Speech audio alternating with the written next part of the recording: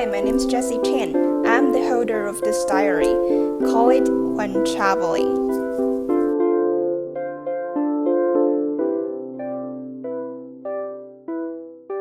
I didn't record anything in my journal on that day, which means basically there's nothing to tell. However, recently when I lied on my bed, suddenly I recalled a black woman I met at the Madrid airport on that day. January 13, 2022, in Helsinki, Finland. Around 9 a.m., I was waiting for my flight at 10:20 to Helsinki. Suddenly, a black woman with her daughter approached.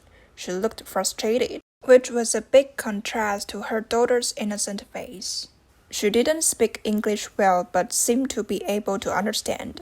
It was a bit hard to communicate with her at the beginning, but through some guesses from the incomplete words and some confirmation during the talk, it turned out she was denied boarding the plane to Germany because she didn't complete the COVID entry form. At the moment, I was like, completing the form doesn't require 10 minutes. How come the crew just indifferently denied her boarding? Is it possible?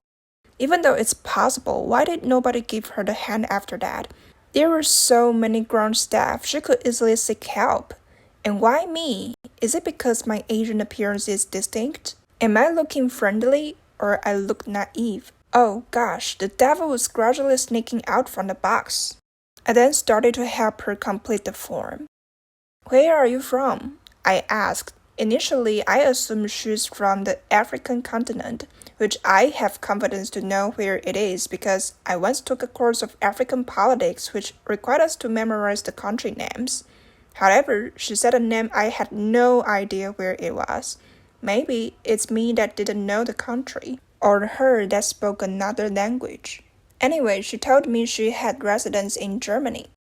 Okay, so the purpose of the entry is residence. And you got vaccinated, right?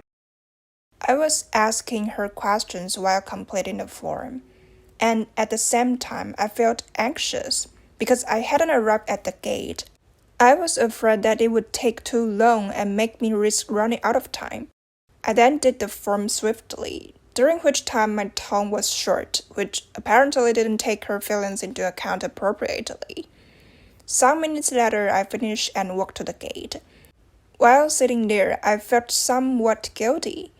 I have 1 hour left. I actually didn't have to talk like that. Yeah, but I guess that's a kind of defense mechanism, right?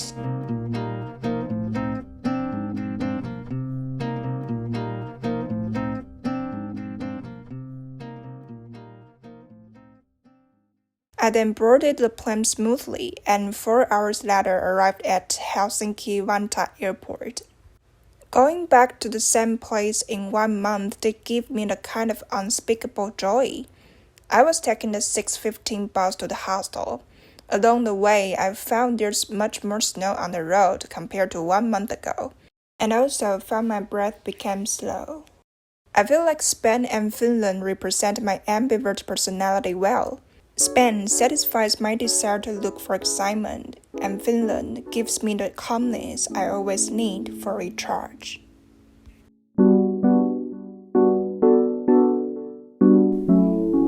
Written by Jessie Chan. Thanks for your reading.